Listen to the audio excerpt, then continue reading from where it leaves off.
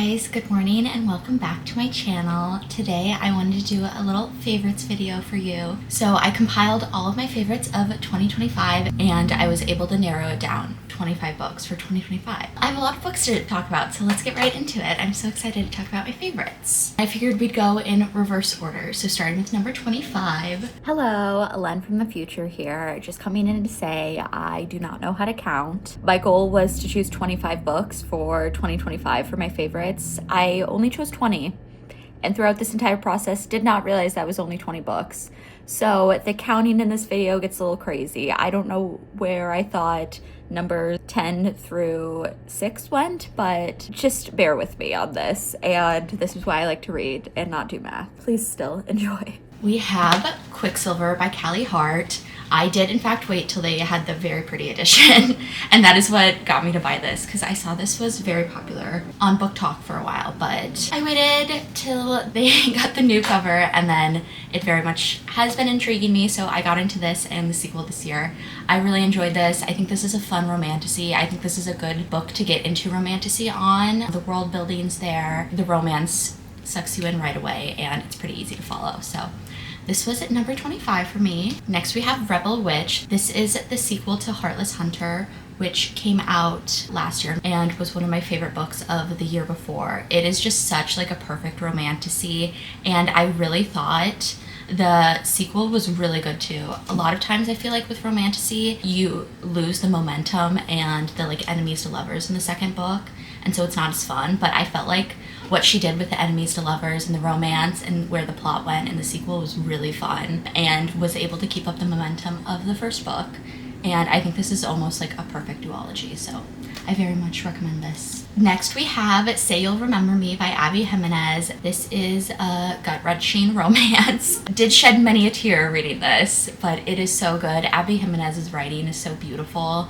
It does feel a little insta-love in that they like meet each other and they go on like one date and then she has to move across the country, but they just have such like good chemistry and a connection, and I just really like where the story went, and I felt like it felt very realistic with all the problems they were dealing with and what was keeping them apart. That is part of what made it so sad. It felt like real life reading. I really enjoyed it. Next we have Babylonia. This is one of my mom's book of the month picks that I borrowed and I really enjoyed it. Kind of went in with like an open mind and not really knowing too much of what it's about. It's about the first female ruler of Babylon, and so it's like loosely based off of that and some of like the real life historical characters of the time, but then she adds in her own characters and kind of expands on the story, and we go through the different POVs leading up to how she like came into power. It's so interesting.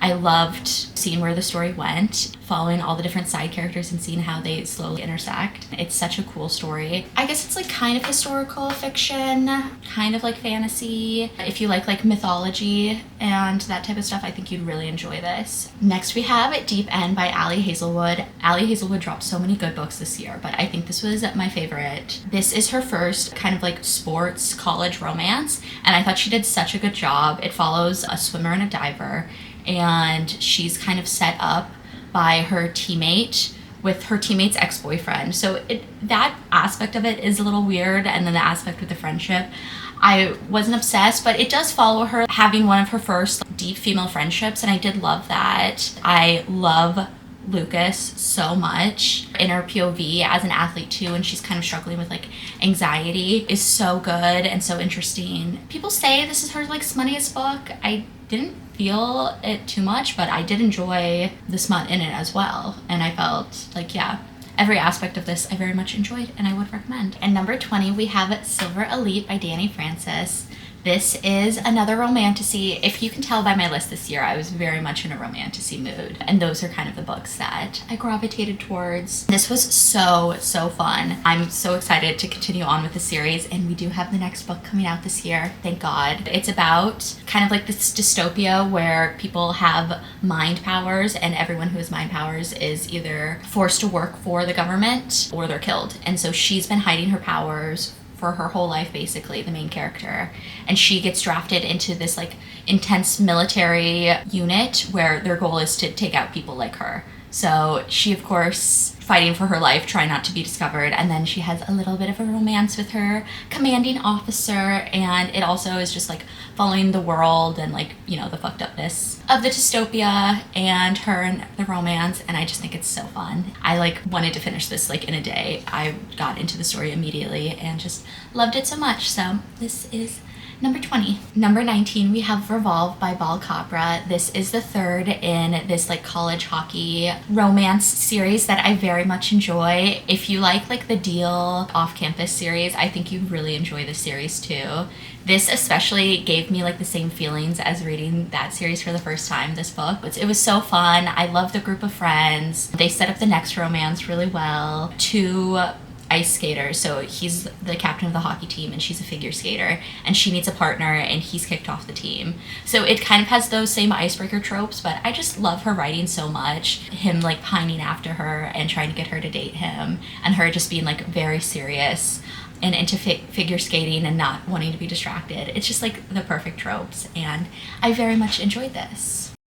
Next we have Six Scorched Roses. This was my first novella of the year, and it's my first like romantasy novella, and I loved it so much. I read this on a plane and I did not set it down. I read it all in one sitting. Yeah, it was just so good. And it's part of the same like world as The Serpent and Wings and Night, and I just love that world so much. I feel like she did such a job creating it and all the characters in it. This follows a mortal, and she is basically watching her town kind of slowly die and fall into dust, and so she goes and asks this vampire for help basically, and she brings him a rose each time, like payment. And so it's them like slowly getting to know each other and him helping her, and yeah, it's just so perfect and so cute, and I loved it so much. Next we have If It Makes You Happy. This is such a cute like small town romance. It made me want to rewatch Gilmore Girls. It follows this girl who's taking over an inn after her mom dies, and then the baker next door who has two daughters.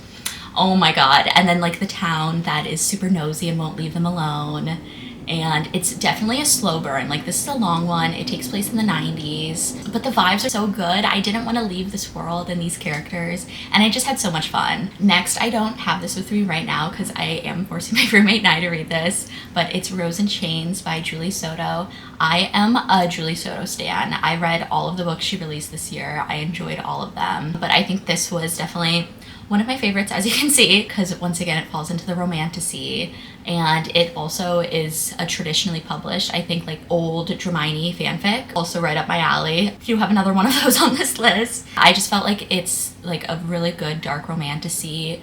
The way that she created this new world that feels like totally new is really cool. It's definitely a slow burn. I'm excited for the next one to come out in the series, and I thought it was a lot of fun. Next we have The Night and the Moth by Rachel Gillig. I did discover her this year, and I'm so thankful that I did, because she is such a good fantasy author, and she writes these like gothic worlds that I just feel like are so different than any other fantasy I've read, and her like imagery, I just feel like I'm sucked into them immediately. And she also adds like comedic elements that are so good. Like I've never laughed out loud reading a fantasy before, but I was, because the gargoyle character in this is so perfect. And then the slow burn of the romance is really good too. It's just like the discovering the different things behind the world, because you're following this girl who's been in this cathedral her whole life. She as like a future teller, so she basically drowns every day and tells people their futures based on these like gods. Uncovering the history and like lore behind that was so interesting to me. She just goes on this quest with this knight, and it's so perfect, and I enjoyed this so much, so had to include on favorites. Next we have Great Big Beautiful Life by Emily Henry.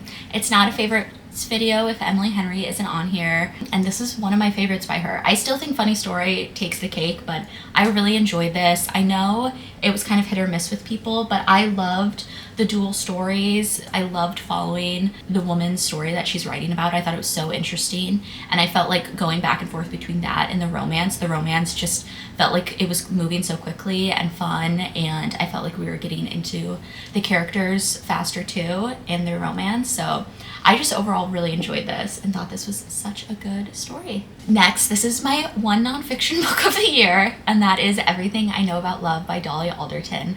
I started my year last year reading this, and it was like such a perfect start. I feel like it talks so much about like female friendships and growing up and aging, and it talks about this in the context of her like romantic relationships, but I love that those like always take a back burner, I feel like, to her growth and to her female friendships. And yeah, I love this book so much. It's such a good memoir. I recommend it to literally everyone. Had to have a place on my favorites this year. Next, I read Swordcatcher by Cassandra Clare. I saw she was coming out with her first like adult fantasy, and I was super excited because The Mortal Instruments did have a chokehold on me in middle school, and I love that series so much. I still have it.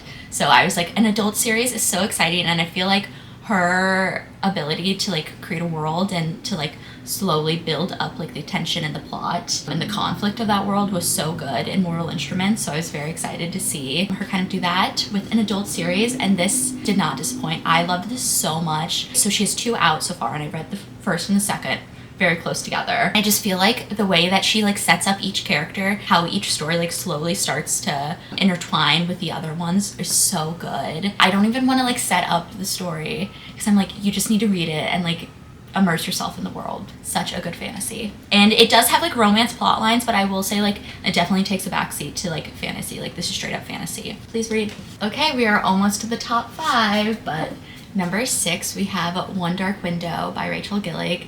As I said, I discovered her this year, and this is the first book that I read by her, and I just loved it so much. Once again, like the gothic setting she creates, her style of writing is just so different and so cool, and it follows this girl who basically has like a monster stuck inside her head. So it's her inner dialogue with a monster on this quest with a prince and a knight to basically find the rest of these cards that hold like all this immense power. So it like kind of has this like Zodiac Tarot-esque to it as well. That was really cool. The romance was very good. I loved the world that she built, and I just thought this was really good and a very good duology. I didn't love the second as much as the first, but for first, 10 out of 10. Okay, now to my top 5. Number 5, we have The God of the Woods by Liz Moore. This is my one thriller on the list, and this was a 5-star read. I thought this was just so good, and you're following so many different characters, you're following so many different timelines, and it takes a while, I feel like, to get to the twist. But just the reading of the story is so interesting that like the twist was interesting, but I also was just like reading to get to know the characters and to get to know more of the backstory and everything. And I just thought this was like so beautifully crafted, and I wasn't expecting the ending either, which is really good in a thriller. But yeah, it basically follows this family that owns a summer camp, and the son goes missing, and then 10 years later the daughter goes missing. So it's following both of those kind of stories at the same time, and then all of the characters that are involved, and it's just super, super interesting. Number 5 of my favorites. And number 4, we have another Carissa Broadbent, The Songbird and the Heart of Stone. I read this for my reading challenge, and this was like my one 5-star pick. I love a vampire romantasy, and this just like had everything I needed in a book. They go on such a fun quest. They're literally going through like the different layers of hell to resurrect a god. The romance is so good, like perfect amount of like slow burn, but we're like getting little hints here and there. I like all the different characters and the dialogue and the way they interact. It ended on a really good cliffhanger, which I did get the sequel this year, so I'm excited to read that. It's one of my first books of the year. I just love this so much, and this is a spin-off duology of The Serpent and Wings and Night, so it's one of the characters that I knew and loved from that series, plus like her romantic interest. This is just so much fun. Okay, number 3 I don't have with me because I did give to my sister Borrow, and she hasn't read yet. She does not take my recs as seriously as she needs to, because I told her this would be one of her favorite books of the year, but that is Atmosphere by Taylor Jenkins Reid. Oh my god, I just felt so much reading this. Like the way Taylor Jenkins Reid crafts a story, like the relationships between the characters, it's just so perfect. This follows a female astronaut in the 80s, and it's dual timelines, so it's following her basically talking through this like disastrous space edition, and then it's also following the past and how she slowly worked up to being an astronaut. Basically, moral of the story, please read Atmosphere. So good. And yeah, one of my favorites of the year. Okay, number 2, we have Sunrise on the Reaping by Suzanne Collins, and I will say I had high expectations for this. This is Hamish's story. People have been asking for this for years on years, and it's a quarter quell. She did not disappoint in the slightest. Like, it exceeded my expectations. I was so heartbroken for Hamish. I'm so excited to see this like adapted on screen. This is just such a good story, and I feel like she came out with it in the perfect time as well. Suzanne Collins always has a lot to say about our current political climate, as I feel like most dystopias do, and honestly fantasies. People just sometimes miss it. I loved this so much. And yeah, one of my favorites of the year. Okay, and the number one spot goes to none other than Alchemized. Like, I'm still thinking about this. I still want to talk about this to anyone who will listen. And I just think this is the perfect, like, dark romantasy. It's definitely not for everyone. I mean, it's huge. It has some very dark themes and content in it. However, like, I just feel like the way it depicts war, the way it depicts, like, different sides, the moral ambiguity and the gray areas I think are very interesting. And then it's just like such a beautiful story. I love the romance, but halfway through I'm like not even thinking about that anymore. I'm just like thinking about the war and how they could come back from it. I feel like going in not knowing too much, besides the trigger warnings, you're just gonna be amazed by the story and everything. And it's just, I don't even know what I can say to like really summarize my feelings on this book, but I really, really enjoyed it, and it was my favorite book of the year. Well, I think that completes all of my favorites of 2025. I think this is a really fun reading year, and I really got back to my roots, which is fantasy, and I very much enjoyed that. I obviously love romance. I'm always gonna read a lot of romance, but I just feel like fantasy and new worlds, I just love to read about them. So yeah, those are my favorites of 2025. Thank you so much for watching, and I'll see you in my next video.